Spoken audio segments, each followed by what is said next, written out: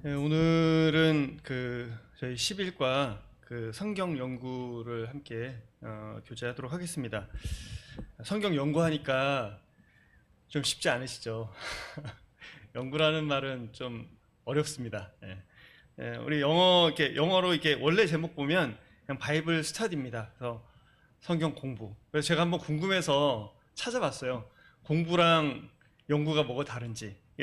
공부는 그냥 배우고 익히는 것.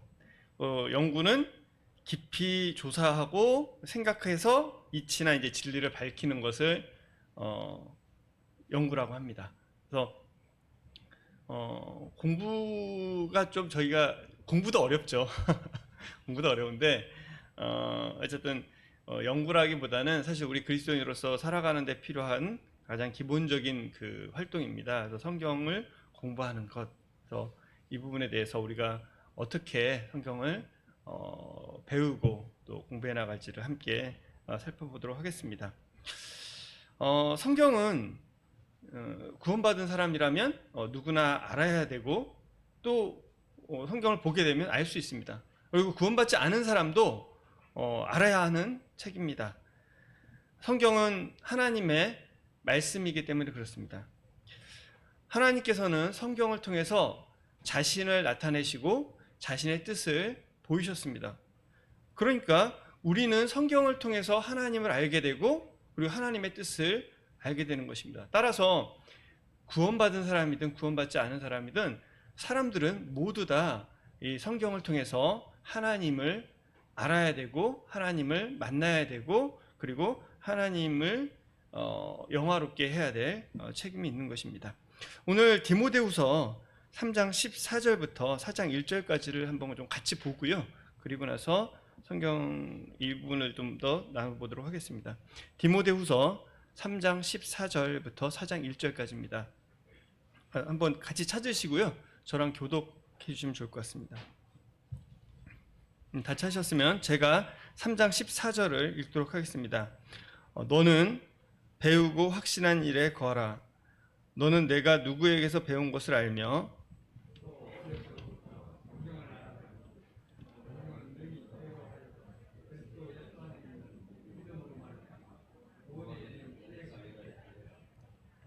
모든 성경은 하나님의 감동으로 된 것으로 교훈과 책망과 바르게 함과 의로 교육하기에 유익하니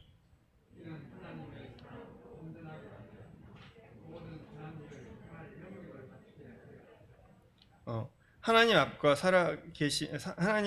살아있는 자와 죽은 자를 심판하실 그리스도 예수 앞에서 그가 나타나실 것과 그의 나라를 두고 엄히 명하노니 너는 말씀을 전파하라. 네, 감사합니다. 오늘 사도 바울이 디모데에게 마지막으로 쓴 편지의 내용 중에서 이 디모데에게 마지막으로 네가 무엇을 해야 될지를 이야기하는 부분이 이 부분에 나오고 있습니다. 디모데서 3장 14절에는 너는 배우고 확신한 일에 거라고 얘기를 하고 있습니다. 너는 배우고 확신한 일에 거라. 너는 내가 누구에게서 배운 것을 알며 또 어려서부터 성경을 알았나니 이렇게 말씀을 하고 있습니다. 그러니까 배우고 확신한 일에 거해라. 바울은 디모데에게 첫 번째로 배우고 확신한 일에 거하라고 말씀을 하고 있습니다. 그러니까 다른 성경을 다른 번역본을 보면 너는 배워서 확실하게 된 것들 안에 거해라 이렇게 이야기를 하고 있습니다. 그러니까 배워서 확실하게 된 것들 안에서 거해라.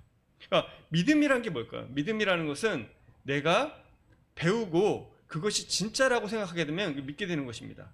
그러니까 예를 들면 제가 전혀 모르고 있었던 사실이 있었어요. 그런데 그것을 어떤 것들을 통해서 알게 됐습니다. 예를 들면 은하에 별들이 굉장히 많지 않습니까?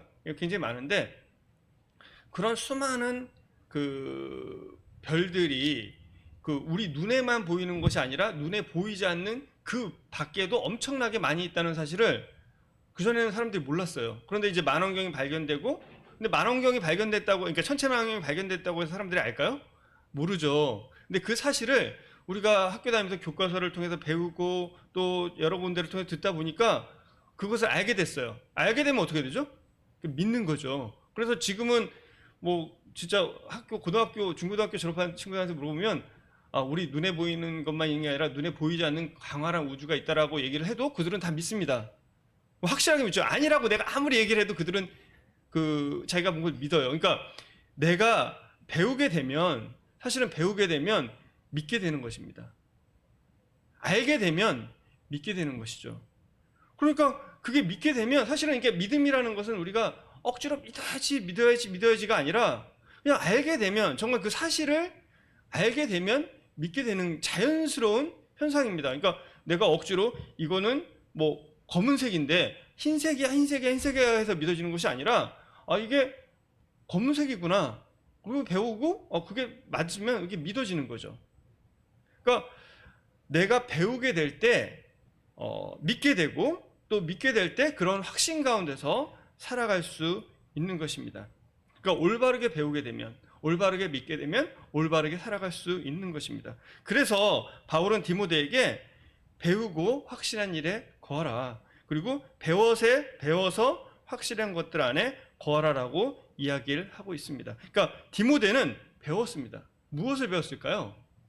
디모데는 하나님에 대해서 그리고 성경에 대해서 배웠습니다. 그걸 통해서 디모데는 내가 하나님에 대한 믿음과 그리고 하나님 안의 뜻에 대한 믿음을 가지게 되고 그 믿음 안에서 살아가게 되고 그 믿음 안에 테두리 안에서 거하면서 살아가게 된 것입니다. 두 번째 얘기하는 것은 내가 누구에게서 배운 것을 알며. 디모데는 누구에게서 성경을 배웠을까요? 네, 디모데는 디모데후서 앞쪽에 보면 네 외조모 로이스와 네 어머니 유니게에서 신앙을 물려받았다고 합니다. 그들에게서 하나님 말씀을 배웠겠죠. 그리고 많은 믿음의 선배들 앞에서 성경을 배웠을 것입니다. 그리고 이 바울에게서도 성경을 배웠을 것입니다. 그러니까 바울이 누군가는 그에게 가르쳐줬고 그리고 그 가르친 것과 또 성경 말씀을 스스로 읽으면서 그는 하나님에 대해서 배웠을 것입니다. 그래서 15절에 어려서부터 성경을 알았다. 이 디모데는 어려서부터 이 성경의 내용, 성경에 기록된 내용들을 알았습니다. 그렇게 성경을 공부한 결과, 성경을 알게 된 결과, 디모데에게 그 결과는 바울은 디모데에게 이런 결과가 있다고 얘기합니다. 성경은 능히 너로 하여금 그리스도 예수 안에 있는 믿음으로 말미암아 구원에 이르는 지혜가 있게 하느니라. 다른 성경을 보면 성경이 너를 지혜롭게 하여 믿음을 통해 구원에 이르게 한다. 그러니까 성경을 통해서 네가 그리스도를 알게 됐고 그리스도의 사역도 알게 됐고 그것을 통해서 네가 구원을 받았다. 이 지혜라는 것은 성경을 통해서, 그러니까 하나님께서 네가 성경을 배웠을 때 하나님께서 너를 지혜롭게 하셔서 그것을 통해서 하나님을 믿게 했고 구원받게 했다는 의미도 되고요. 또는 그 성경을 통해서 네가 구원을 받게 돼서 그 지혜를 가지고 구원을 받게도 했다는 것입니다. 그러니까 즉 그리스도를 알게 하고 믿게 하고 구원을 받았을 뿐만 아니라 이제 하나님의 사람으로 살아가게도 한다라는 의미인 것입니다. 이제 16절에 바울은 모든 성경은 하나님의, 그러니까 네가 배운 성경, 그 성경은 네가 배운 모든 성경은 하나님의 감동으로 된 것으로 교훈과 책망과 바르게 함과 의로 교육하기에 유익하다라고 얘기를 했습니다. 모든 성경은 하나님의 감동으로 된 것으로.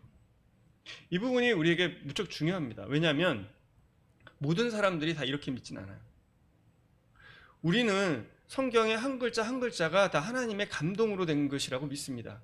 그런데 다른 교회에서는 그렇게 믿지 않는, 그리고 일부 교파에서는 그렇다고 믿지는 않는 그 교파들도 굉장히 있습니다. 이것이 굉장히 큰 차이를 가져옵니다. 우리는 글자, 진짜 하나님의 그러니까 원문의 하나인 거죠. 원문. 이 성경의 원문은 하나님의 감동, 한 글자 한 글자까지도 하나님의 감동으로 된 것이다. 그렇기 때문에 우리는 이 성경의 권위를 100% 인정하고 이 성경의 권위에 100% 무릎을 꿇을 수 있는 것입니다. 그런데 이것을 인정하지 않으면요, 어떤 부분은 하나님의 감동으로 된 거고 어떤 글자들은 하나님의 감동으로 된 게 아니기 때문에 내가 선택을 해서 하나님의 말씀을 믿을 수 있는 거예요.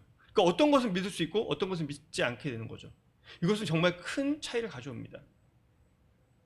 우리는 모든 성경은 하나님의 감동으로 되어 있다고 믿습니다. 그렇기 때문에 우리는 하나님의 말씀을 100% 그대로 믿을 수 있고 그 하나님 말씀 앞에 내 생각과 아무리 다르다 할지라도 무릎을 꿇고 그 말씀을 인정하고 그 말씀을 따라 살 수 있는 것입니다. 이 성경은 그렇기 때문에 이 교훈과 책망과 바르게 함과 의로 교육하기에 유익하다라고 이야기를 하고 있습니다. 그래서 그 결과가 뭐냐면 이는 하나님의 사람으로 온전하게 하며 또 선한 일을 행할 능력을 갖추게 하려 함이라. 그러니까 아까 우리 15절에 본 것처럼 이 성경을 통해서 그리스도를 알고 믿고 구원받을 뿐 아니라 이 성경을 통해서 우리는 하나님의 사람으로서 온전하게 되고, 그러니까 완전하게 되고, 그리고 모든 선한 일을 행할 능력을 갖게 된다라고 이야기를 하고 있는 것입니다. 구원받으면 우리 안에 하나님의 성령님께서 들어오십니다. 그리고 우리 안에 생명이 생깁니다. 그러면 우리가 완전하게 여기에 나온 것처럼 완전하게 되고 선한 일을 행할 능력을 다 갖게 될까요? 구원받게 되면 우리 안에 생명이 들어옵니다. 그리고 선한 일을 행할 능력도 갖게 됩니다. 그러나 그것이 자라나지 않으면, 그러니까 그런 거죠. 굉장히 그 아기들이 태어나잖아요. 그리고 아기들도 동물들 태어나자마자 태어난 이런 어린 생명들이 그 안에 모든 것이 다 갖춰져 있죠. 그렇죠? 그렇지만 능력이 있나요? 아닙니다. 어릴 때는 사자 새끼라고 해도 여우나 늑대를 피해야 되는 거고요. 그렇죠? 독수리의 새끼라고 하더라도 뱀을 피해야 되는 것입니다. 왜? 그들과 싸워서 이길 온전한 완전한 힘이 없기 때문입니다. 그러니까 온전하고 완전해지지는 않은 것입니다. 그래서 우리가 구원받은 사람이 하나님의 말씀을 배우지 않고 하나님의 말씀 가운데 거하지 않으면 그 사람이 하나님의 사람으로서 온전히 살아갈 수 없는 것입니다. 그래서 구원받고 하나님 앞에서 온전하게 성장하지 못한 사람들이 교회 안에서 떠나가기도 하고요. 문제를 일으키기도 하고요. 또 교회에 오래 다니지만 변화되지 않는 삶을 사는 것을 우리는 발견하게 되는 것입니다. 그래서 우리는 하나님의 말씀을 구원받기 위해서만이 아니라 구원받고 하나님의 사람으로 온전하게 되고 완전하게 되고 또 선한 일을 온전히 행하기 위해서 보고 또 배워야 될 필요가 있는 것입니다. 생명이 자라나고 강해져야 되기 때문에 성도들도 말씀을 읽고 또 배우고 연구하고 또 그것을 행해야 하는 것입니다. 그리고 4장 1절에 하나님 앞과 살아있는 자와 죽은 자를 심판하실 그리스도 예수 앞에서 그가 나타나실 것과 그의 나라를 두고 엄히 명하노니 너는 말씀을 전파하라. 자, 너는 이러이러한 과정을 거쳐서 이렇게 온전하게 되고 선한 일을 행할 일을 갖췄기 때문에 내가 너에게 명한다. 너는 말씀을 전파해라. 그래서 그리스도인들이 성경을 이렇게 계속 공부하고 성경을 연구해서 성장해야 하는 이유는 우리의 삶의 목표가 그리스도의 주님의 어떤 목적과 뜻에 하나님의 뜻과 목적에 맞게 살아내야 될 뿐 아니라 그리고 재생산을 해야 될 필요가 있기 때문입니다. 전도도 하고 사람도 양육하고 잘 세워야 될 필요가 있기 때문입니다. 그래서 사도 바울은 디모데에게 너는 말씀을 전파해라. 그러니까 너만을 위해서 성경을 읽는 것이 아니라 이 성경을 통해서 네가 강건해지고 온전해져서 선한 일을 행할 수 있는 능력을 갖게 돼서 재생산을 하는 사람이 돼야 된다. 그래서 말씀을 전파하라고 권고를 해주고 있습니다. 이 권고는 디모데에게뿐만이 아니라 오늘날 이 자리에 있는 저와 성도님들에게도 동일하게 적용이 된다고 저는 생각을 합니다. 자, 그러면 우리는 어떻게 성경을 알아가야 될 것인가? 우리는 성경을 알아야 됩니다. 그죠? 알아야 돼. 여기 계신 어떤 분도 성경을 몰라야 될 분들은 없어요. 여기 계신 진짜 한 분 한 분 모든 분들은 젊든 나이가 많으시든 남자든 여자든 어떤 상황이 있든지 간에 우리는 성경을 알아야만 합니다. 그럼 어떻게 성경을 알아야 될까요? 가장 기본적인 것은 읽어야겠죠. 성경을 읽지 않는데 어떻게 우리가 성경을 알 수가 있겠습니까? 매일 우리는 규칙적으로 성경을 읽어야 합니다. 우리가 매일매일 밥을 먹듯 식사를 하듯이 하나님의 말씀도 우리가 규칙적으로 매일 읽어야 합니다.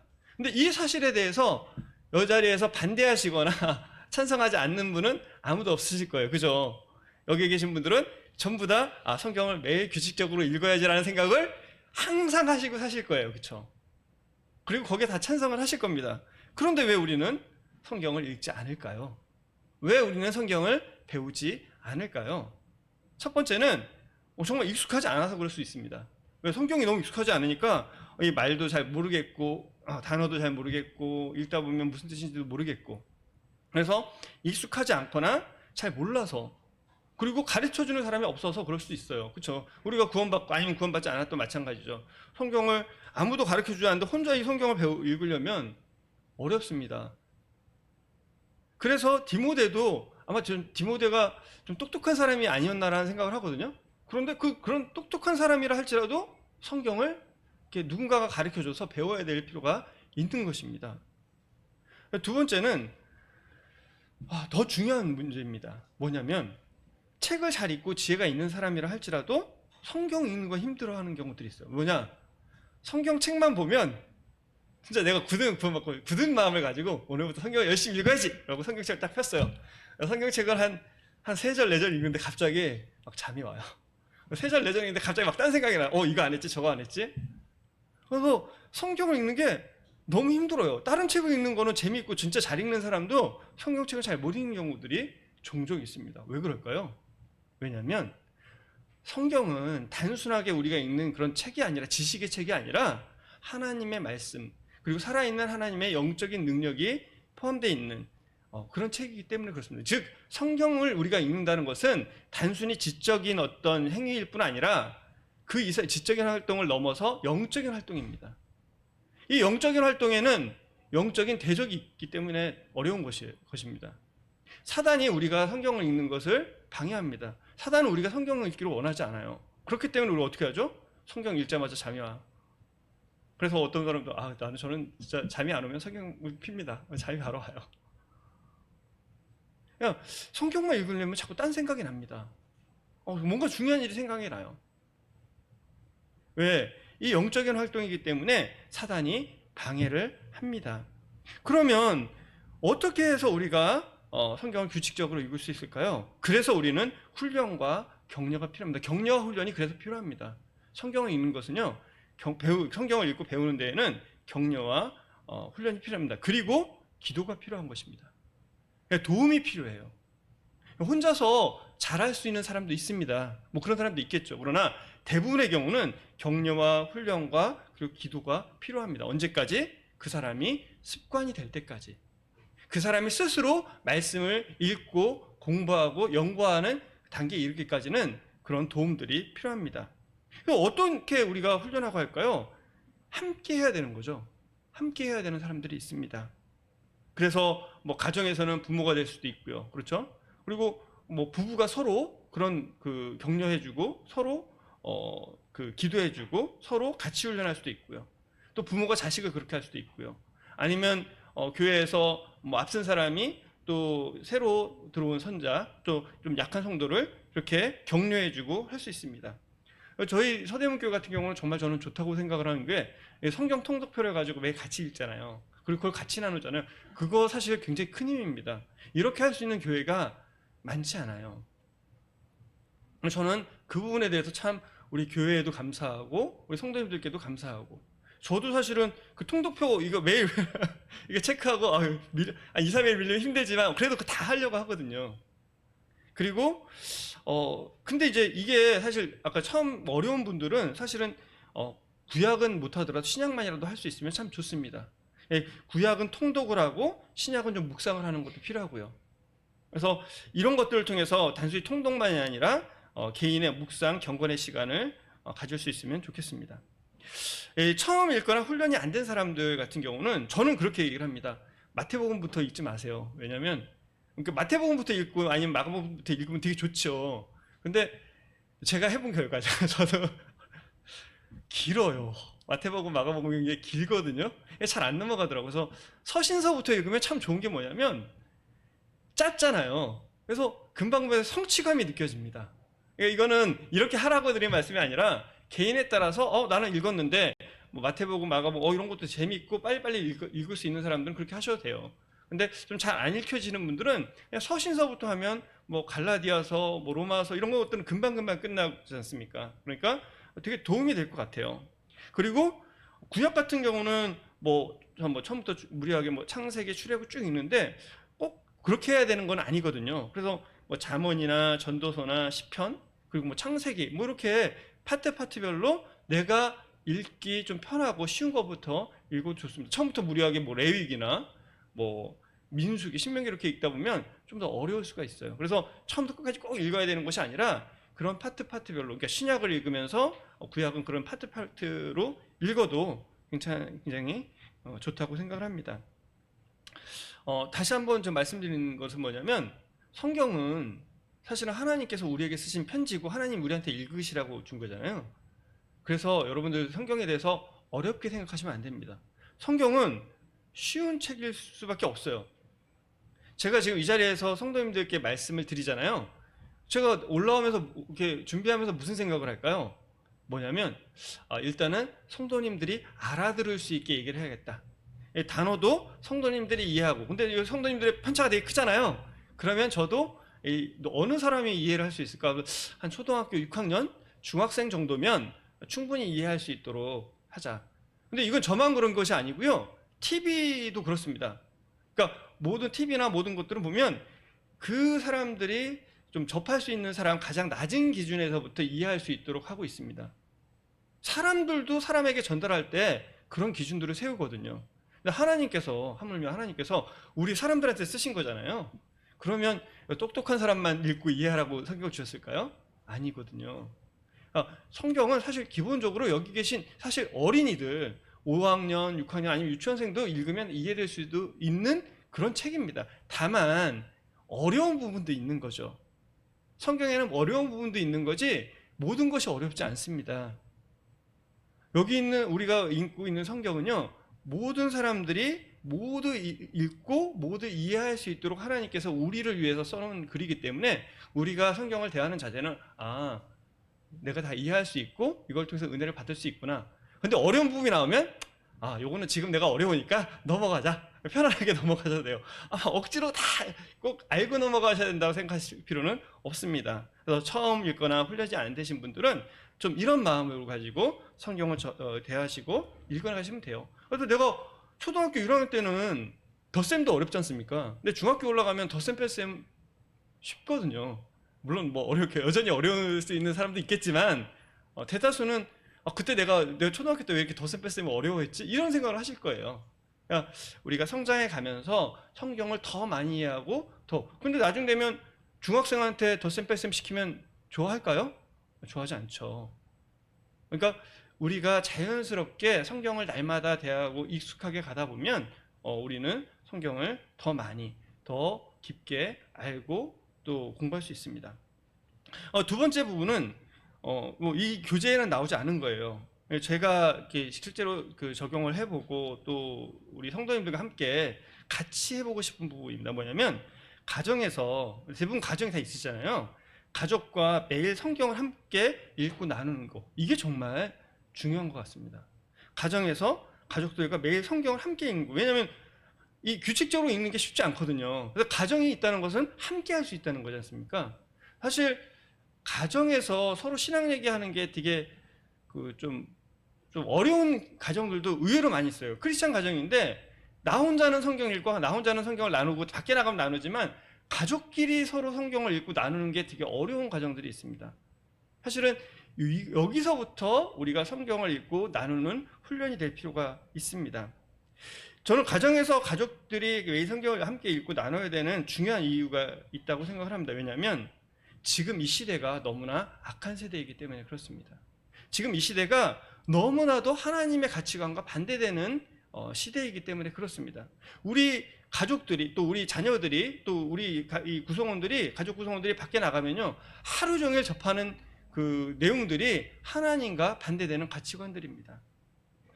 그리고 심지어는 저도 이제 저희 가정에서 처음에 이제 저희 애들한테 집에서 큐티하고 성경 읽으라고 했더니 그런 거예요.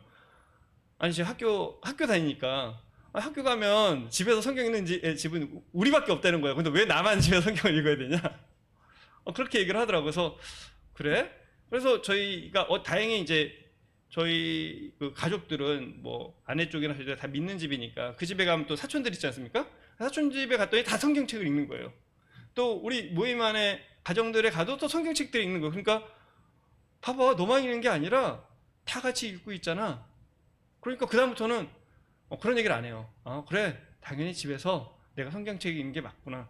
밖에 안 믿는 사람들은 그렇지만 우리 믿는 사람들은 다 읽어야 되는구나, 그런 생각을 하더라고요. 가정은 사실 가장 작은 학교입니다.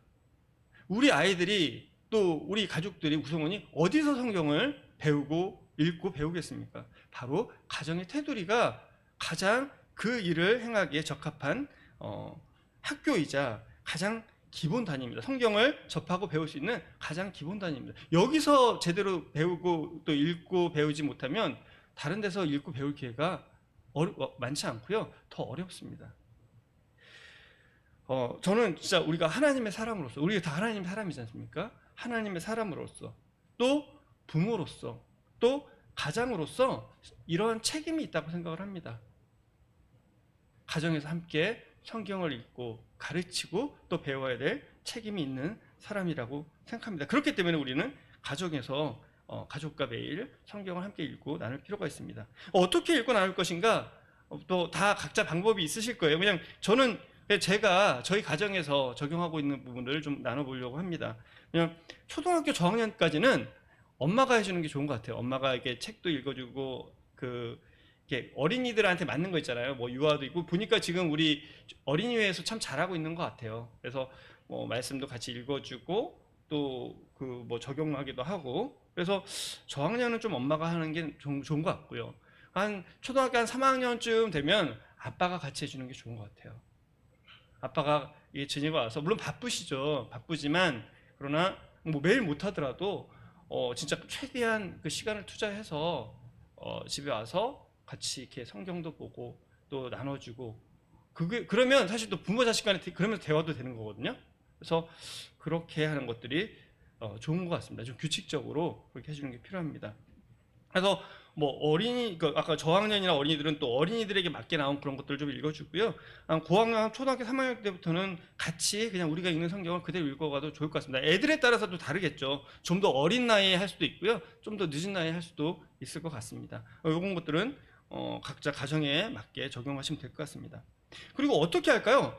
저 같은 경우는 성경만 하면 좀 그러니까 이게 애들이 잘 이해가 안 되고 좀 재미없어 하는 경우들이 있습니다. 왜냐하면 요즘은 시청각 시대잖아요. 어린이들은 영상을 보고 자란 세대예요. 그래서 사실은 이렇게 지도도 저는 입체 지도 같은 걸 활용해서 이따가 저희가 좀 파워포인트로 좀 보여드릴 수 있으면 좋은데, 그런 입체 지도랑 그다음 일반 지도 이렇게 하나 놓고 애들이 보면서 여기는 여기서 이렇게 같이 봐요. 그럼 사실 저도 공부가 되는 거거든요. 그러니까 같이 그 마태복음하면서 예수님께서 뭐 행하신 그 장소를 지도에서 직접 찾아보고 여기서부터 여기까지 가는 좀 그러면 그 자녀들이 또는 함께하는 공부하는 사람들이 좀 더 쉽게 이해할 수 있고 좀 더 생생하게 할 수 있습니다. 그리고 나서 거기에 관련된 어떤 애니메이션이라든지 영화라든지 아주 동영상 같은 걸 보면 좋은 것 같습니다.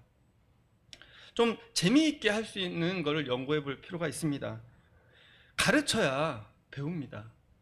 이건 진리인 것 같아요. 가르쳐야 배웁니다. 내가 알고 있다고 생각하지만 막상 가르치다 보면 내가 모르고 있구나라는 것을, 모르고 있는 부분들을 발견하게 되거든요. 그래서 가르치면 사실은 애들과 있는 게 애들의 유익이 아니라 사실 저의 유익이 됩니다. 그리고 그러면 저의 삶도 많이 조정이 되는 것 같습니다. 내가 살고 가족이 사는 것이거든요. 그래서 참 이런 것들을 한번 가정에서 적용해 보는 것들이 필요한 것 같습니다. 그리고 가장 큰 목적은요, 아이들이 스스로 성경을 읽고 하나님을 알아갈 수 있도록 하는 것입니다. 교육의 가장 큰 목적, 이게 뭘까요? 교육의 가장 큰 목적은 그 애가 다 알도록 하는 것이 아니라 그 애가 스스로 알고 그 다음에 이해하고 그 다음 그걸 가지고 살아갈 수 있도록 하는 것이 교육의 가장 큰 목적입니다. 저는 교회에서도 마찬가지고 가정에서도 마찬가지라고 생각합니다. 우리가 또 우리 자녀들이 스스로 성경을 읽고 또 알고 그 말씀으로 살아갈 수 있도록 해주는 것, 그것이 우리의 목적입니다. 그래서 우리가 억지로 다 너무 잘 가르쳐 줄 필요는 없을 것 같아요. 그것들을 도와줄 수 있고 그런 분위기를 만들어줄 수 있다면 좋다고 생각합니다. 그래서 저는 우리 교회에 어린이회 이렇게 하면서 어린이 큐티 뭐 이런 거 많이 하거든요. 어린이 큐티 교실은 사실 어린이 큐티 교실은요 어린이들이 배워야 되는 것이 아니라 부모들이 먼저 해야 돼요. 그래서 저희 그런 그 교실에 가보면 뭐 저는 이제 다른 쪽에서 그런 걸 좀 배웠었는데 이 성경을 볼 때 거기다가 이제 뭐 이렇게 낙서를 많이 하게 하더라고요. 하나님이란 단어 나오면 세모 치고 그다음에 뭐 사랑이란 단어 나오면 하트 치고 그렇게 하면서 이 말씀을 집중적으로 보고 그러면서 애들이 이 말씀을 좀 묵상해가는 그런 것들을 그런 훈련들을 하는 걸 보면서 아 이거는 자녀들이 아니라 부모들이 먼저 하고 부모와 자녀가 함께 해야 되는 거다라는 생각들을 합니다. 그래서 우리가 가정에서 가족과 함께 규칙적으로 성경을 읽고 나누는 것들이 필요하다고 생각이 됩니다. 오늘 이 교재의 주요 내용은 장별 성경 공부 방법입니다. 장별 성경 공부 방법을 한 7가지를 이야기를 하고 있습니다. 그래서 저는 이 부분에 대해 이걸 읽으면서 정말 저에게 성경을 가르쳐 주신 형제님께 감사를 드렸어요. 제가 그 20대 때 저 어릴 때 제주 남문교회에 있었고 그때 사역하시는 형제님께서 그 김우정 형제님이셨습니다. 지금은 이제 소천하셨는데 그 형제님께서 저한테 성경은 이렇게 공부를 해라라고 가르쳐 주셨어요. 그러면서 7가지를 얘기를 해주셨어요. 그래서 뭐 어떤 걸 얘기했냐면 성경을 보게 되면 가장 많이 나오는 단어를 찾아라. 그리고 몇 개인지 한번 써봐라. 그리고 주요한 문장이 가장 많이 나오는 문장이 어떤 건지 그리고 주요한 접속사가 뭔지를 찾아라. 그래서 그걸 이제 찾거든요. 두 번째는 거기에 나타난 하나님의 모습, 그리스도의 모습, 성령님의 모습을 찾아라. 세 번째는 여기에 나타난 죄의 모습이 뭔지를 찾아라. 네 번째는 여기서 내게 주시는 우리에게 주시는 말씀이 뭔지를 받아라. 그러니까 이게 우리에게 주시는 말씀은 사실은 이 본문에서 말하는 바입니다. 그리고 내게 주시는 말씀을 찾아라. 이게 개인적 교훈이거든요. 그래서 근데 저는 처음에 우리에게 주시는 말씀과 내게 주시는 말씀이 뭐가 다르지? 이렇게 생각했는데 아까 말씀드린 것처럼 우리에게 주시는 말씀은 이 성경이 말하는 바예요. 이 본문이 말하는 바. 근데 내게 주시는 말씀은 좀 다를 수가 있습니다. 좀 다른 얘기일 수 있는데 저희는 지금은 알죠. 성경 원래 그 뜻을 잘 알고 문맥의 뜻에 맞춰서 이해를 하고 그 적용을 해야 된다고 알고 있습니다. 근데 저희가 어릴 때 형제님들이 이렇게 개척 가시거나 복음 전도라고 하실 때 하신 간증들이 있어요. 성경을 폈더니 뭐 남쪽으로 가라. 그래서 남쪽으로 가서 복음을 전했다. 그때는 되게 감동적이었는데 어느 날 좀 크다 보니까 그거는 올바른 적용이 아니었다라고 또 말씀을 저희가 또 배우기도 했습니다. 그런데 그게 과연 올바른 적용이 아니었을까요? 그분은 그 말씀을 가지고 복음 전하고 거기 가서 복음 전하고 거기서 구원받는 사람이 생겼잖아요. 그러니까 저는 내게 주시는 말씀은 그러니까 내가 본문의 뜻을 모르고 엉뚱하게 적용하는 것은 문제가 되겠지만 내가 본문의 뜻을 충분히 압니다. 그런데 그럼에도 불구하고 거기에서 내게 주시는 말씀들이 또 있거든요. 성경 보다 보면 이게 내게 주시는 말씀이다라는 느낌들이 있어요. 그래서 그런 것들이 내게 주시는 말씀이 있고 여기서는 내게 주장할 수 있도록 주신 하나님 약속 내가 본받아야 할 점이라고 말씀을 하고 있습니다. 그리고 새롭게 깨달은 말씀 그런 것들을 적고 그 다음에 난해 구절을 꼭 찾아라. 난해 구절이라는 것은 어려운 구절이죠. 왜냐하면 우리 성경 막 읽다 보면 왜라는 질문하지 않고 그냥 이러고 잘 넘어가요. 아멘 아멘 하고 넘어가는데 사실은 공부하는데 가장 중요한 것은 왜라는 질문입니다. 왜라는 질문이 없으면 공부를 할 수가 없어요. 항상 왜라는 질문을 가지고 대할 때 거기서 우리는 새로운 것들을 발견하게 되고 많은 것들을 배우게 됩니다.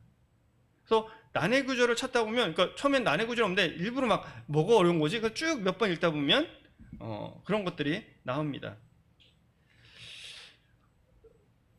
그 많은 분들이 성경 공부하는 법을 배우거든요. 그래서 관찰하고 해석하고 적용하다. 이거 많은 분들이 아세요. 그런데 문제는 뭐냐면 이런 성경 공부 방법을 아는데 문제는 뭐냐면 관찰이 잘 안 돼요. 그러니까 관찰이 제대로 안 되면 해석이나 적용이 다 제대로 안 되겠죠. 지금 이 방법이 굉장히 좋은 것은 뭐냐면 굉장히 좋은 이유는 뭐냐면 가장 많이 나오는 단어 이렇게 찾잖아요. 제가 이게 저희 때는 뭐 컴퓨터가 있는 것도 그러니까 컴퓨터 활용이 이게 아니라 정말 저는 그 A4 용지에다 썼거든요. 그러면 가장 많이 나오는 단어 그러면은 뭐 너희는 우리는 뭐 사랑 뭐 이런 단어 막 적어서 몇 개인지 체크하다 보면 성경을 그 한 장을 몇 번을 읽어야 돼요. 몇 번을 읽고 또 나타난 그리스도를 보면서 또 찾아야 되잖아요. 그럼 또 있고 여기 나타난 뭐를 죄라고 하시는지. 그래서 여기 본문에서는 이 교재에서는 내게 금하거나 뭐 관계 또는 관련을 맺지 말라고 하시는 거라고 나와 있는데 이게 죄의 모습이거든요. 그리고 죄의 모습도 찾고 그리고 여기 본문에 정말 핵심 내용이 뭐지? 그러니까 주제가 뭐지? 그러니까 우리에게 주시는 말씀이 본문이 말하는 거기 주제잖아요.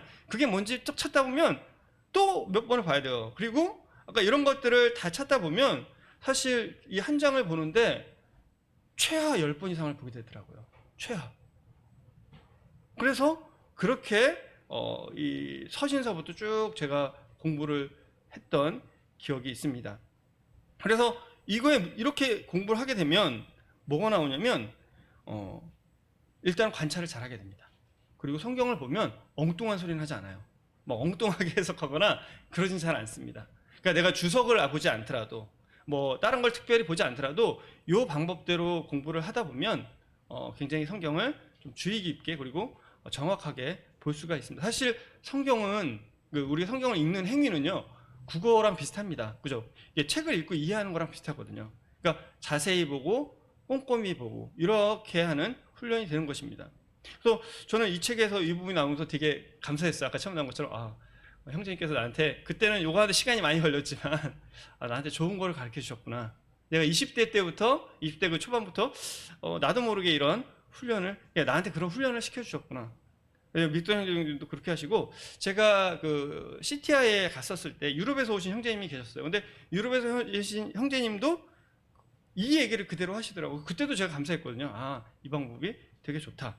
그래서 그런 부분들을 얘기했습니다. 그리고 이제 그렇게 하다 보면 이제 쭉 공부를 하다 보면 그 안에서 잘 모르는 단어들이 좀 나올 때들이 있어요. 잘 모르는 단어. 이런 것들은 사실은 좀 찾아봐야 될 필요가 있죠. 그래서 잘 모르는 단어나 구절은 정확한 의미를 파악하는 것이 필요합니다. 그러니까 단어나 이런 그 중요한 단어들은 정확한 의미를 알아야 되는 것이 아까 제가 말씀드린 것처럼 뭐 공부와 연구의 차이가 비슷하게 쓸 수 있잖아요. 뭐냐라고 생각을 할 때 그걸 분명하게 알게 되면 그 다음에 나오는 어떤 개념들을 세우기가 되게 좋습니다. 영어 공부 잠깐 딴소리일 수 있는데 영어 공부를 잘하는 것도 아니면 수학 공부 모든 공부 같아요. 그 단어의 개념을 잘 알면 공부가 좀 쉬워지고 정확하게 알 수 있습니다. 예를 들면 여기 뭐 전치사라고 있죠. 영어에 전치사. 이 전치사가 뭐냐라고 설명을 하게 되면 사람들이 잘 설명을 못하는 경우들이 많거든요. 전치사는 쉽게 말해서 명사 앞에 붙는 것이 전치사거든요. 명사 앞에 붙는다. 전치라는 거예요. 전치 앞에 붙는다. 그러니까 어디 앞에 붙냐? 명사 앞에 붙는다. 그러니까 전치사 뒤에는 명사가 있는 거죠. 그러니까 전치사 뒤에는 항상 그것만 알면 시험 공부하기도 쉽고 그리고 이 전치사 이 영어 공부하는 것도 굉장히 쉬워집니다. 예를 들면 관계 대명사라는 게 있습니다. 학교 다닐 때 관계 대명사 잘 아는 영어 공부할 때 잘 몰라서 고민하는 친구들이 많아요. 근데 관계 대명사의 품사는 뭐냐? 라고 물어보시면 잘 몰라요. 그럼 제가 얘기해야죠. 관계 대명사잖냐? 품사가 대명사다. 그렇군요. 그런데 그러니까 관계라는 건 접속사거든요. 그러니까 접속사 플러스 뭐 관계 그 대명사다라고 돼 있어요. 여기까지만 설명할까요? 그래서 어쨌든 뭐 이게 그래서 관계 대명사의 제일 중요한 건 그 뒤에 뭐 주어가 없거나 목적어, 왜냐하면 대명사가 주어나 목적어니까 뭐 그런 내용인데 뭐냐면 단어의 뜻을 정확하게 알게 되면 그러면 공부하는 데 있어서도 그렇고 어떤 내가 공부하는 데 있어서 굉장히 큰 도움이 됩니다. 그래서 우리가 모르는 단어가 나오면 좀 더 정확하게 알기 위해서 사전도 좀 찾아볼 필요가 있고 또 정확히 물어서 배워볼 필요들도 있습니다. 요즘은 공부하기 굉장히 좋아요. 성경도. 왜냐하면 찾아보면 다 나오거든요. 그런 게 뭐 책도 있고 또 그런 프로그램들이 많기 때문에 그런 거 활용하셔도 좋을 것 같습니다. 죄송한데 제가 실제로 공부했던 사례를 제가 이렇게 찾아보니까 제가 20대 때 공부했던 것이 남아 있더라고요. 제가 20대 때 어떻게 해서 파워포인트를 한번 좀 보여드릴게요. 네, 한 장 넘겨주시면 너무 좀 작아서 안 보이시죠? 저기 보면 제가 아마 23, 4살 때 했던 것 같아요. 그래서 되게 뭐 도서실에 앉아서 또는 뭐 카페에 가서 이렇게 저렇게 일일이 가장 많이 요거대로 그대로 했어요. 많이 나온 단어 다 적고 이렇게 하고 저게 이제 에베소서거든요. 에베소서 공부는 또 저렇게 하고 그리고 나서 하다 보니까 단락도 나오게 되고 전체 내용이 뭐냐라는 것도 이거 공부를 더 하게 되더라고요. 다음 한 장 넘겨주시겠어요? 그래서 갈라디아서 같은 경우도 뭐 저런 식으로 공부를 했고요. 그래서 서신서나 그 나눈 책들도 근데 지금 제가 읽어봤거든요. 지금부터 20몇 년 전인데 저는 그때가 20대 때 저 공부한 게 지금보다 좀 낫다라는 생각이 정말로 그냥 게 아니라 읽어보니까 내가 20대 때 이렇게 했었구나. 그러니까 20대는 정말 어린 나이가 아니다. 20대 때 오히려 지금의 제 나이보다 더 뛰어날 수도 있다라는 생각이 듭니다. 그래서 그 한 장 더 넘겨보시면 그래서 저희가 그 청년의 시간에 저렇게 저거를 좀 교재로 만들어서 뭐 저거는 뭐 이게 내용을 쓴 게 아니라 아까 그걸 그냥 해서 찾아보면서 공부할 수 있도록 저는 책을 만들어서 청년에서 하기도 했었고요. 또 올해 상반기에 저희 학교에서 아까 목요일마다 그 형제 자매들이 모여서 이렇게 모임을 한다고 했지 않습니까? 그때도 저걸 가지고 함께 공부를 했었습니다. 그러니까 지금 뭐냐면 성경을 좀 더 정확하게 자세히 볼 수 있는 그런 훈련을 한 것입니다. 네, 이제 저거 이제 꺼주시면 됩니다. 네. 이제 파워포인트 꺼주시고요. 그리고 이제 여기 네 번째는 여기 이제 교재에서 어떤 주제에 대해서 의문이나 충돌이 있을 경우에는 성경 전체가 말하는 바를 파악해라. 이 말은 뭐냐면 성경에 모순은 없죠. 근데 한 구절에 그러니까 예를 들면 뭐 베드로전서에 나오는 그 한 구절의 내용을 가지고 교리를 만들지 말고 전체적인 다른 성경들 뭐 디모데전서라든지 아니면 구약의 내용들을 전부 다 합쳐서 거기에 조화롭게 성경을 해석할 필요가 있다라는 얘기를 하고 있습니다. 그리고 또 중요하게 말씀하신 건 읽고 묵상한 말씀을 다른 사람과 함께 나누라고 이야기를 하고 있습니다.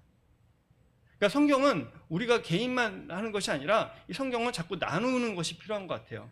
그래서 지금 같은 경우는 저희가 온라인으로도 카톡 같은 걸로 말씀 서로 나누잖아요. 저 청년만이 아니라 이 형제님들 톡방에도 그렇고 아마 자매님 톡방에도 나누실 거예요. 저는 굉장히 좋은 것이고 또 그렇게 나누려면 저희는 가족방이 있거든요. 가족 큐티방에 이거 매일 올려요. 그러니까 이거 올리다가 또 안 올리면 이상하게 생각할 거 아니에요. 올리기도 합니다. 이런 큐티를 이렇게 모이기도 하고요. 또 성경 공부 모임도 많이 하는 것이 좋습니다. 그러니까 아까 좀 회사에도 그런 모임이 있고 작년 같은 경우는 제가 온라인으로 줌으로 해서 뭐 우리 교회 형제님과 또 다른 교회 형제님들과 금요일날 저녁에 좀 힘들지만 뭐 일정 기간 또 성경 공부를 하기로 했었습니다. 그리고 올해도 형제님 몇 명과 같이 또 성경을 공부하기로 했었어요. 굉장히 큰 유익이 있습니다. 그래서 여러분들이 여기 성도님들도 물론 잘하고 계시겠지만 그런 것이 없다라고 하면 어떤 주제나 내용들을 가지고 우리가 뭐 말씀만 큐티한 것만 나누는 건 아니잖아요. 그래서 어떤 같은 주제 아니면 그런 성경책이라든지 이런 걸 가지고 같이 꼭 교회에서 모이지 않아도 요즘 가능하니까 주문하면 쉽진 않지만 그렇게 하는 것이 필요합니다. 물론 시간을 정기적으로 뺀다는 자체가 되게 어려운 것 같아요. 그렇지만 그 시간을 만약에 빼지 않았다면 제가 그 시간에 뭐 하고 있었을까? 생각해보면 엉뚱한 짓을 하고 있지 않았을까 생각합니다. 그리고 그 성경 공부를 같이 함으로 인해서 참 이렇게 줌이지만 좀 더 가까워진 것 같고 많은 유익이 있었어요. 그래서 이런 것들을 많이 하시는 거예요. 제일 좋은 거는 진짜 교회에 이렇게 모여서 함께 성경 공부하는데 참여하는 거죠. 이거는 정말로 중요하고 필요한 것입니다. 그리고 매주 성경을 암송하라라고 나와 있습니다. 저는 성경 암송은 굉장히 중요한 것 같습니다. 왜냐하면 제가 성경 공부를 하면서 가장 큰 유익을 얻었던 것들이 보면 성경 암송이었던 것 같아요. 성경을 암송한다는 것은 그래서 저희는 지금 청년회도 좀 하고 어린이회도 다 암송을 하고 있잖아요. 근데 보면 어떤 생각들을 하는 거냐면 성경 암송은 어린이회 때만 하는 거라는 생각을 하는 것 같아요. 중고등학교 하면 공부하느라고 안 하고 대학교 하면 안 하시는 것 같아요. 근데 사실은 정말 해야 되는 거는 언제냐면 중고등학교 때, 대학교 때, 직장 다니고 살면서입니다. 왜? 진짜 하나님의 말씀을 더 많이 붙들어야 되잖아요. 어릴 때는요 말씀 좀 안 붙들어도 부모들이 붙들어 주거든요. 근데 커갈수록 내가 하나님 말씀을 붙들지 않으면 살 수가 없습니다. 그래서 제가 이 말씀을 실제로 해보면 말씀을 암송을 하면 계속 내내기죠. 근데 말씀을 암송하려면 자꾸 여러 번 읽고 자꾸 보잖아요. 근데 그러면서 묵상이 됩니다. 이 묵상이 되면서 또 뭐가 일어나면 기도가 됩니다. 그 말씀으로. 그 말씀으로 기도가 되면서 또 어떤 게 일어나면 그 말씀으로 인해서 힘이 되고 기쁨이 됩니다. 그리고 그 말씀이 암송됨으로 인해서 되게 굉장히 좀 신뢰감 있는 사람이 될 수 있습니다. 이거는 뭐 꼭 이런 효과를 바라고 한 건 아닌데 저희 자녀들과 이렇게 성경 암송을 하거나 자녀들과 뭔가 얘기할 때 제가 다 암송을 하잖아요. 암송하고 있는 걸 얘기하면 자녀들이 어떻게 생각하고 있는지 모르겠지만 그래도 좀 신기하게 생각하고 우리 아빠는 그래도 성경 공부를 하는 사람이구나라는 생각을 하는 것 같아요. 이 말씀을 암송을 하고 있다는 것은 이 상대방에게 신뢰감을 좀 줄 수도 있는 부분도 있습니다. 그리고 복음 전할 때도 마찬가지고요. 말씀을 정확히 못하더라도 어느 부분 금방 찾을 수가 있거든요. 그러니까 이 말씀 암송은 굉장히 큰 우리한테 개인적으로도 그렇고 또 주님의 일을 하는 데 있어서도 큰 어떤 무기가 됩니다. 그리고 지금 말씀드린 것처럼 어린이들만 하는 것이 아니에요. 저는 중고등학생들 해야 된다고 생각합니다. 왜? 진짜 다른 공부 열심히 하잖아요. 성경 정말 많은 정보를 외우지 않습니까? 정말 많은 단어를 외우지 않습니까? 그럼 일주일에 성경 한 구절은 외워야죠. 예. 그리고 대학생 되면 바쁘죠. 그렇지만 사실은 다른 일 하는 게 더 많거든요. 대학생들이 더 유혹이 많지 않습니까? 그러니까 말씀을 암송해야죠. 직장 다니면서 너무 힘들지 않습니까? 너무나 많은 스트레스를 받지 않습니까? 그러니까 우리는 말씀을 암송을 해야 됩니다. 그래서 매주 성경 암송하라는 것은 저도 뭐 자꾸 잊어먹고 안 하게 돼요. 그렇지만 계속 하려고 하고 또 저희 청년회에서도 이제 그 모일 때 이제 암송부터 하자고 그러거든요. 저도 이제 먼저 사실 그런 것들이 있어야 더 암송을 하게 되더라고요. 그래서 이런 것들이 필요합니다. 성경 공부를 하는 가장 큰 목적은 배운 것을 행하는 것입니다. 그래서 이런 것들을 배우는 것, 아까 제가 처음에 디모데전서 4장 1절에 나온 것처럼 너는 말씀을 전파해라. 말씀을 전파한다는 것은 사실 말만 전파하는 게 아니잖아요. 오늘 우리 큐티에서도 그 신약 오늘 통독에서 본 것처럼 우리는 그리스도의 향기입니다. 구원받은 자들에게나 구원받지 않은 자들에게나 우린 그리스도의 향기입니다. 향기라는 것은 말씀만 전해서 나타나는 게 아니잖아요. 삶으로 나타나는 거지 않습니까? 가정에서, 직장에서, 교회에서. 마지막으로 성경 공부에 도움을 주는 책과 도구들에 대해서 얘기를 하고 있습니다. 그래서 성경을 볼 때 이게 개역 개정만 보는 것이 아니라 뭐 다른 성경들을 비교해서 보면 이해가 좋습니다. 그래서 그리고 어학 공부를 특히 이 젊은 그 청년들은 영어 공부나 이런 걸 좀 더 열심히 하시면 좋을 것 같아요. 왜냐하면 이 영어랑 같이 보면 더 정말 좀 이해가 더 좋거든요. 그리고 헬라어나 히브리어도 좀 관심 있으신 분들은 하면 좋을 것 같아요. 제가 그 학교에서 같이 모이는 학생이 있었는데 제가 막 어느 날 막 얘기했는데 그 친구는 헬라어랑 히브리어를 공부하더라고요. 그게 누가 하라고 한 것도 아닌데 그러면서 하는데 제가 좀 부럽더라고요. 아, 얘는 안 시켜도 헬라어랑 히브리어를 공부해서 읽는구나. 그래서 저도 이제 도전을 해봐야 되는데 어쨌든 그런 것들이 필요하고요. 또 요즘은 뭐 다들 핸드폰에 성경 앱이 있지 않습니까? 그래서 그런 것들을 활용하시면 좋을 것 같습니다. 그리고 저는 지도가 정말 중요한 것 같아요. 지도. 그래서 이렇게 뭐 제가 몇 개 좀 추천해, 제가 아까 좀 뭐 지금 시간이 많지 않기 때문에 파워포인트로 좀 띄워서 보여드리려고 했는데 일단 좀 돈이 좀 있고 좀 공부를 좀 많이 하고 싶으시다 하는 분들은 그 두란노에서 나오는 그 홀맨 바이블 아틀라스라는 게 있습니다. 한 6, 7만 원 하는 것 같아요. 그래서 그 하나 이렇게 구비하셔도 좋고요. 일반 학생들이나 그냥 그렇게 관심이 이렇게 그렇게까지 해야 되지 않는 분들은 그 성경 2.0 저 지도를 여러 개 봤는데 성경 2.0 쉬운 지도라는 책이 있습니다. 되게 얇아요. 한 7,000원 정도 합니다. 제가 책을 장사하려고 그런 건 아니고요. 봤더니 되게 좋은 것 같아요. 그래서 청년들한테 이런 거 하나씩 다 사라고 했어요. 왜냐면 비싸지 않으니까. 그래서 성경 보실 때 그냥 그런 거 옆에 갖고 보셔도 좋습니다. 그리고 그 더 바이블 맵 미니 플러스라는 한 장짜리 지도가 있어요. 저는 그걸 사서 이게 성경책, 물론 성경책에 이제 지도가 포함되어 있기도 한데요. 좀 좋아요. 한 장에 여러 가지가 다 들어있거든요. 그래서 그거를 저는 성경책 속에 이렇게 넣어서 가지고 다닙니다. 그래서 요런 겁니다. 이렇게 펼쳐서 뭐 이렇게 보시면 뭐 이렇게 가지고 다닙니다. 그리고 아까 말씀드린 좀 이스라엘주도 뭐 이렇게 지도 이렇게 있어서 그 성경책에 있는 지도보다 좀 나은 것 같아요. 그래서 요거를 뭐 아까 말씀드린 것처럼 아이들과 같이 집에서 성경책을 본다거나 아니면 내가 성경책보다 잘 모를 때 이렇게 그때 펴서 보시면 도움이 되는 것 같습니다. 그리고 성경 입체 지도가 있습니다. 그건 이렇게 입체적으로 나온 거거든요.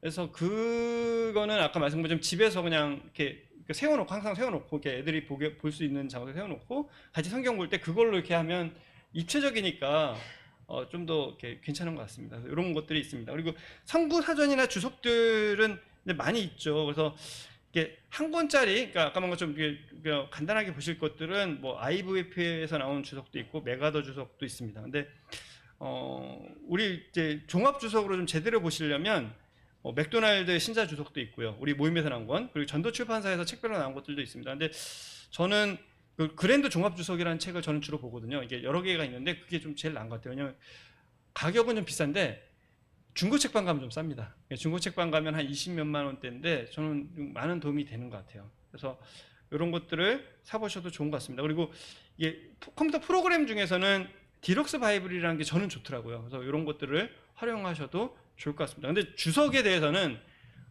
아까 말씀드린 것처럼 그 김우정님께서 우리 남북교 사역하시는 형제님께서 저한테 하신 말씀이 있어요. 대훈아, 주석은 네가 성경을 몇 번 읽고 봐라. 성경에 대한 어떤 틀이 생긴 이후에 주석을 보는 게 좋다. 그리고 주석은 항상 네가 말씀을 다 이렇게 보고 연구한 후에 마지막에 맞나 안 맞나 확인할 때 봐라. 그리고 정말 모르는 게 있으면 한번 찾아보는 용도로 봐라. 왜냐하면 그렇지 않으면 주석부터 보게 되면 그 주석의 내용이 너한테 그냥 그대로 들고 그것이 너의 지식인 걸로, 너의 생각인 걸로 착각하게 된다. 그래서 저는 이게 굉장히 중요한 것 같더라고요. 왜냐하면 주석만 보고 공부를 하게 되면 사실 그것이 저의 진짜 그건 아닌 것 같아요. 그래서 주석을 만약에 필요하신 분들은 보지만, 그러나 주석을 보기 전에 성경을 뭐 충분히 여러 번 보시고, 그리고 어떤 그 전체적인 어떤 구조도 잡으시고 다 이해하고, 그리고 마지막에 내 생각과, 근데 나중에 보면 내 생각과 맞는 경우도 많거든요. 좀 다른 경우는 다르게 생각해 볼 수 있겠네, 이런 부분이 있습니다. 일단 묵상하고 이런데 도움이 됩니다. 그래서 주석 그렇게 보시고, 그다음에 이제 성경은 어쨌든 2000년 전에 최하 2000년 전 이전에 쓰여진 책이지 않습니까? 그래서 역사 문화적 배경을 좀 아는 것들이 좋습니다. 그래서 이 부분들은 뭐 여러 가지 책들이 있는데 기회가 되면은 제가 한번, 그러니까 이건 제가 도움 받은 거라서, 그래서 저만 할 건 아니고요. 교회에서 이렇게 좀 형제 자매님들이 좀 도움이 되시는 책들 이렇게 리스트도 나눠보고, 또 그런 책들을 함께 또 보고 이렇게 나눌 수 있는 기회가 있으면 좋겠습니다. 그래서 오늘은 이 교재 마지막 성경 공부에 대해서 교재를 했습니다. 그래서 개인적으로도 이렇게 다들 성경 공부를 잘 하실 거라고 믿지만, 우리 개개인이 다 규칙적으로 성경을 읽고 또 배우고 또 연구하는, 그리고 이 가정에서도 함께 성경을 공부하고 연구하는, 그리고 성도들끼리 함께 성경을 읽고 나누고 또 공부하는 우리 서대문교회 성도들이 됐으면 좋겠습니다. 기도하고 마치겠습니다.